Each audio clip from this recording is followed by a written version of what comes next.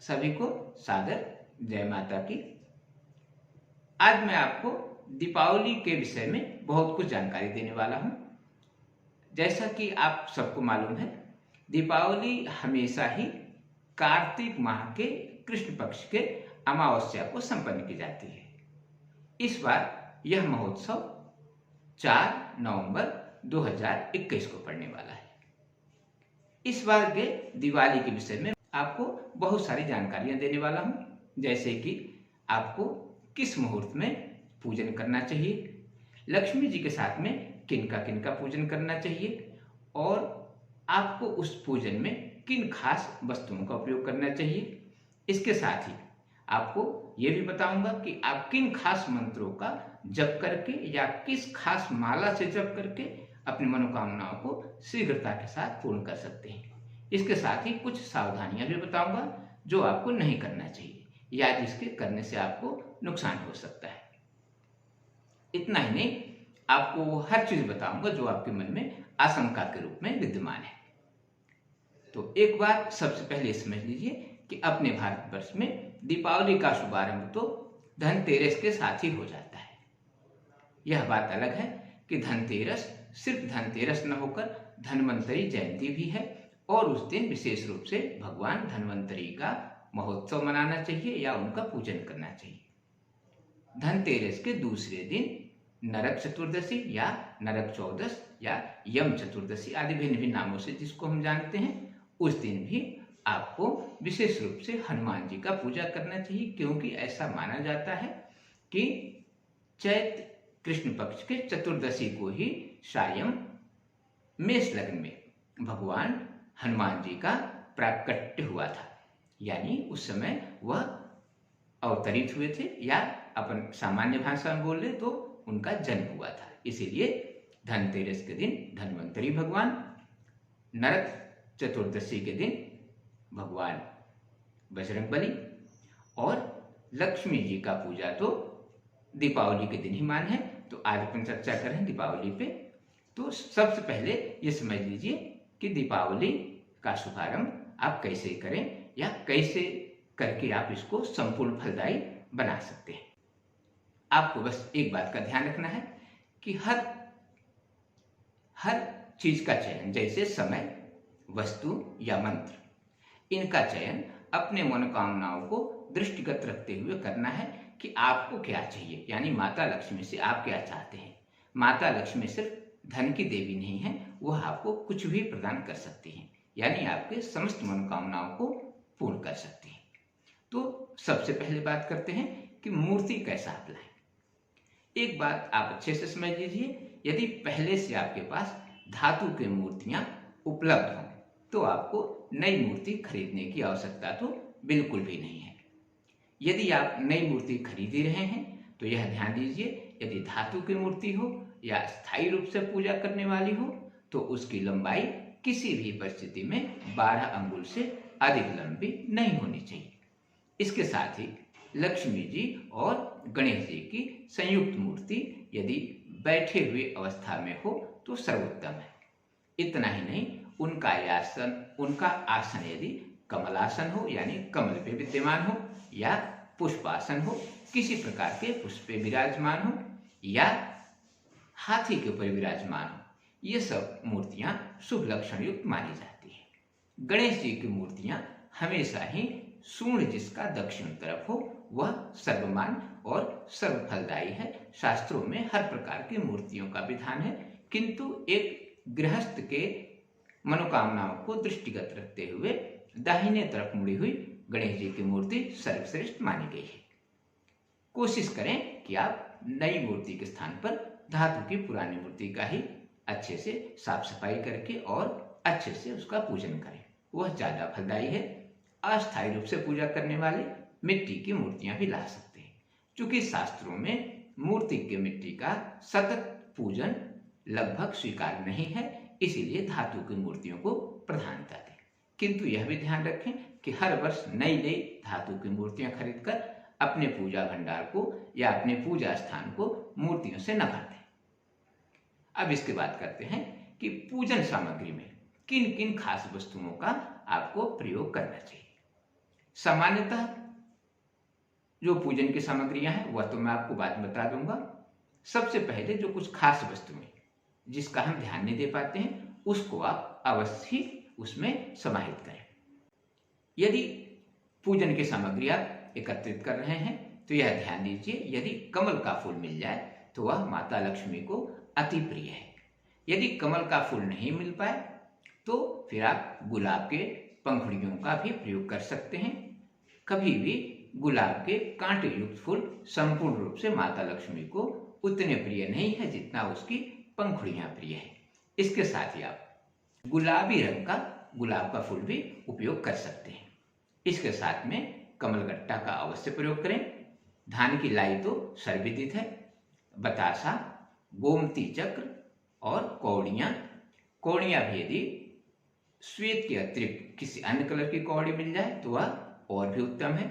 इसके साथ ही दक्षिणावर्ती शंख, घंटी और सोने की कोई भी सिक्के जो सिर्फ पूजा वाले ना हो, जो आपके भंडार गृह का हिस्सा हो, यानी सोने या चांदी के कुछ सिक्के भी यदि आपके पूजन में सम्मिलित हैं तो वह भी माता लक्ष्मी को अति प्रिय है। यानी हम सोना अर्पित करके उनसे सोने का आशीर्वाद मांग सकते हैं। यानी हम उनको सोना अर्पित करके और यह मांग सकते हैं कि आपके आशीर्वाद से हम भी स्वर्ण आदि से परिपूर्ण हो जाएं, यह कामना होती है।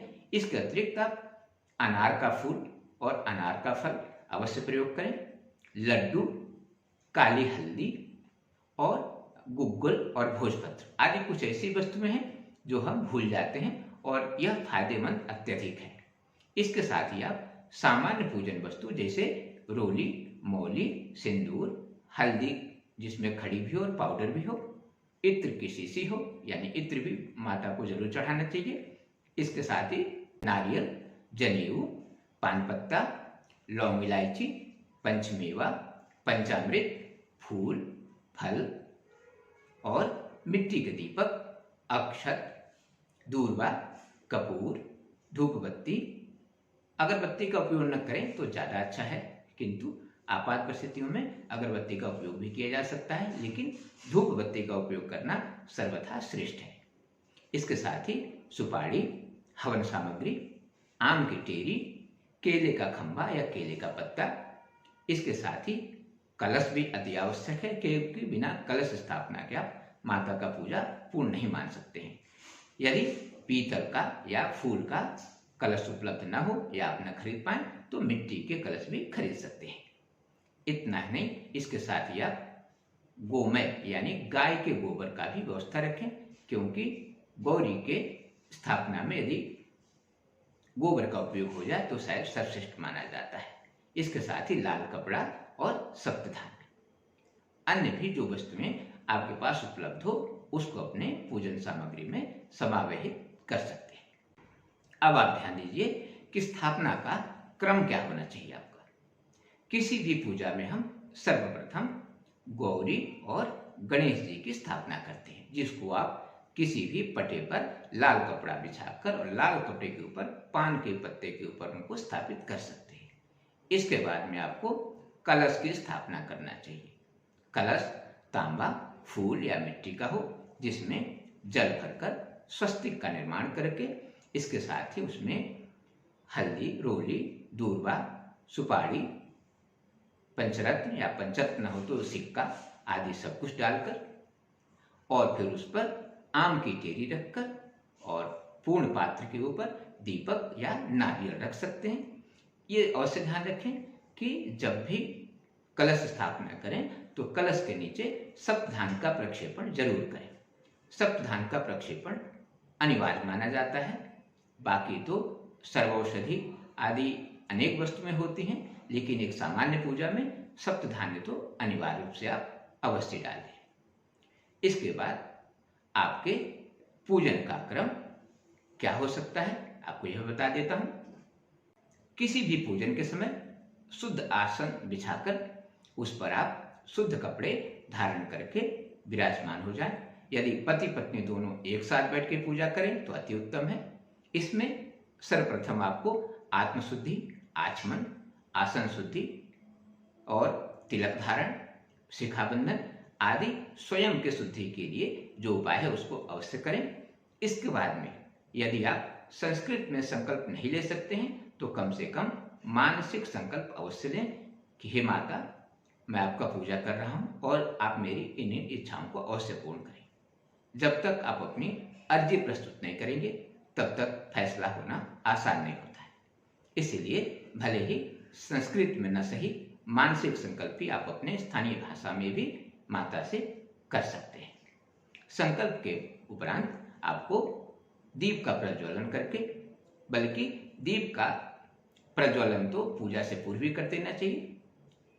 संकल्प के बाद आपको दीप का पूजा, इसके बाद शंख या घंटी उपलब्ध हो इनका भी पूजा अवश्य करना चाहिए। फिर इसके बाद सर्वप्रथम सभी देवी देवताओं का आप ध्यान करें। ध्यान के बाद आवाहन करें। आवाहन के बाद सभी देवताओं को आसन प्रस्तुत करें। आसन के बाद मानसिक प्राण प्रतिष्ठा अवश्य करें और प्राण प्रतिष्ठा के बाद उनको जल से स्नान, और स्नान के बाद में वस्त्र आदि दें। वस्त्र के बाद में जनेऊ उपलब्ध हो तो जनेऊ भी चढ़ा सकते हैं, फिर उपवस्त्र, फिर इसके बाद में रोली, हल्दी आदि अष्टगंध संपूर्ण अर्पित करें। इसके बाद में अक्षत, फूल, दूर्वा, समीपत्र आदि भी अर्पित करें। इसके बाद में सिंदूर, अबीर आदि उपलब्ध हो वह भी अर्पित कर दें। इत्र यदि उपलब्ध हो तो अबीर आदि के बाद में इत्र भी माता जी को अवश्य अर्पित करें। इत्र के बाद में धूप, दीप और नैवेद्य इसी क्रमानुसार अर्पित करते जाएं। नैवेद्य के बाद में आप फल, पान और नारियल भी लाल कपड़े में लपेटकर अर्पित कर सकते हैं। इसके साथ ही कुछ दक्षिणा या जो आपके पास में स्वर्ण आदि के सिक्के हों उनको भी माता को अर्पित कर सकते हैं। इसके बाद में प्रार्थना करने के बाद यथासंभव हवन कर लें। हवन उपरांत आरती अवश्य करें और आरती के बाद पुष्पांजलि करके माता का प्रार्थना हृदय से करें। इसके बाद में आप यदि श्री सूक्त का पाठ कर सकें तो सर्वश्रेष्ठ है। श्री सूक्त के साथ ही यदि श्री गणेश अथर्वशीर्ष इसका यदि आप 11 पाठ कर लें तो यह और भी सर्वश्रेष्ठ है। आप इन दोनों को आई बटन दबाकर देख सकते हैं। इसके साथ ही कनक धारा स्तोत्र का पाठ करना दीपावली का सर्वश्रेष्ठ उपाय है। जैसा कि इसके नाम से ही स्पष्ट होता है, कनक धारा स्तोत्र यानी कनक मतलब सोना, जो सोने की धार लगा दे यानी जो सोने की बारिश करवा सके उसको बोलते हैं कनक धारा स्तोत्र। तो इसका पाठ आप 11 बार अवश्य करें। चूंकि दीपावली वर्ष में सिर्फ एक बार आती है, इसीलिए यह न सोचें कि 11 बार करने में समय कितना लगेगा। यानी आप दीपावली को 3 चीजें अवश्य करें। श्री सूक्त का 11 बार या उससे अधिक बार पाठ, श्री गणेश अथर्वशीर्ष का 11 बार या उससे अधिक पाठ, इसके साथ ही कनक धारा स्तोत्र का 11 या उससे ज्यादा पाठ। यह तीनों स्तोत्र आपको आई बटन दबाकर दिख जाएंगे, यानी आप उसको आई बटन दबाकर देख सकते हैं। यदि इन तीनों स्तोत्रों का आपने पाठ कर लिया तो शायद अगली दीपावली आने तक आपकी आर्थिक, सामाजिक आदि समस्त मनोकामनाएं लगभग पूर्ण हो जाएंगी। इसके साथ ही आप लक्ष्मी जी का एक छोटा मंत्र ओम श्रीं ह्रीं श्रीं कमले कमलालय प्रसीद प्रसीद ओम श्रीं ह्रीं श्रीं महालक्ष्मी नमः ओम, यदि इस मंत्र का जप आप कर लें। यदि इसको न कर पाए तो कम से कम ओम ह्रीं महालक्ष्मी नमः इसी का जप कर लें। और यदि यह मंत्र भी आपको बड़ा लग रहा हो तो ओम ह्रीं ओम इस मंत्र का कम से कम 21 माला जप करें। आपकी समस्त मनोकामनाएं अवश्य पूर्ण होंगी और आपको लगभग आर्थिक समस्याएं तो परेशान बिल्कुल नहीं कर पाएंगी। अन्य भी बहुत सारे उपाय हैं जिसको मैं आपको अगली वीडियो में बताऊंगा, किंतु अभी चर्चा कर लेते हैं शुभ मुहूर्त की।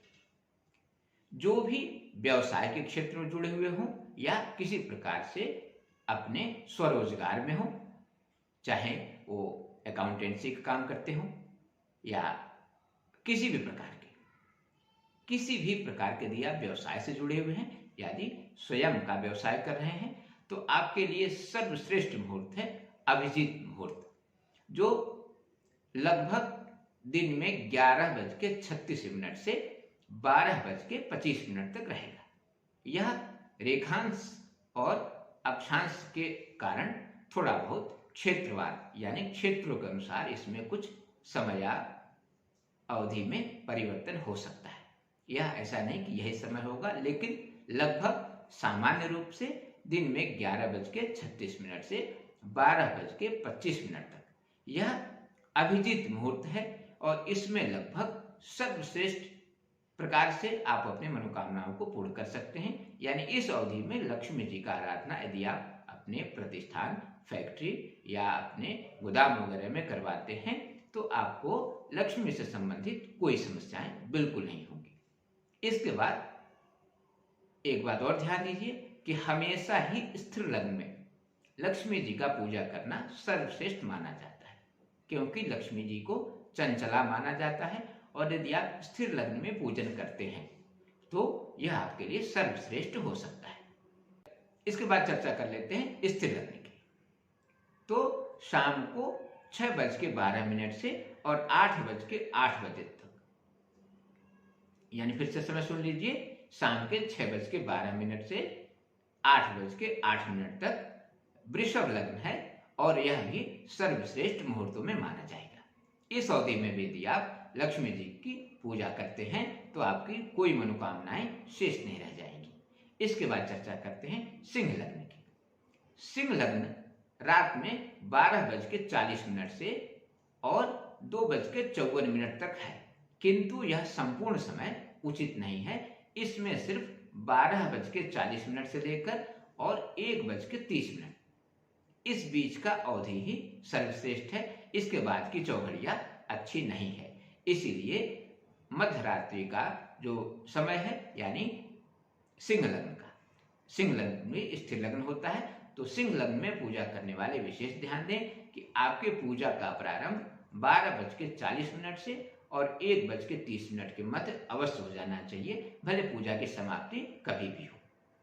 इसके बाद कुछ सामान्य मुहूर्तों की चर्चा कर लेते हैं। सामान्य मुहूर्त में प्रातः 6 बजे से 7:30 बजे तक शुभ चौघड़िया, दिन में 10:30 बजे से लेकर 12 बजे तक चर चौघड़िया है, यह भी ठीक है। इसके बाद में 12 बजे से 1:30 बजे तक लाभ चौघड़िया है, यह भी अच्छा माना जाता है। और फिर शाम को 4:30 बजे से लेकर 6 बजे तक शुभ चौघड़िया है, इसमें भी आप अच्छे से पूजा कर सकते हैं। इसके बाद में 6 बजे से 7:30 बजे की चौघड़िया अमृत है, उसमें भी पूजा करना अच्छा है। और 7:30 बजे से लेकर 9 बजे तक यह भी चौघड़िया अच्छा है। और फिर रात को 12 बजे से लेकर और 1:30 बजे तक लाभ चौघड़िया, यह भी उत्तम है। यह ध्यान दीजिए कि शाम के तीनों चौघड़िया लगभग 6 से 7:30, इसमें 6:12 से और 7:30 तक वृषभ लग्न का संयोग भी रहेगा, यानी शाम को भी आप पूजा करें तब भी कोई दिक्कत नहीं है। इसका अतिरिक्त आप ध्यान दें कि इस दिन राहु काल दिन में 1:30 बजे से और 3 बजे तक रहेगा। हालांकि इस अवधि में अमृत चौघड़िया है, किंतु किसी भी हालत में राहु काल में लक्ष्मी का आवाहन या पूजन उत्तम नहीं माना गया है। इसीलिए आप सिर्फ चौघड़िया के फेर में दिन में 1:30 बजे से 3 बजे के बीच में पूजा न कर बैठे, नहीं तो आपको लाभ के स्थान पर हानि भी हो सकता है। इसलिए एक बार पुनः ध्यान दीजिए कि दिन में 1:30 बजे से लेकर 3 बजे तक शुभ चौघड़िया यानी अमृत चौघड़िया होने के बाद भी लक्ष्मी पूजन के लिए उत्तम मुहूर्त नहीं है, क्योंकि इसी अवधि काल में राहु काल भी गतिमान रहेगा।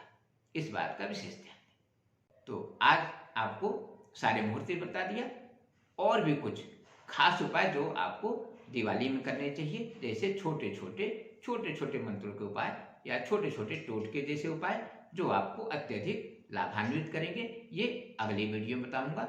आज के लिए बस इतना ही। धन्यवाद।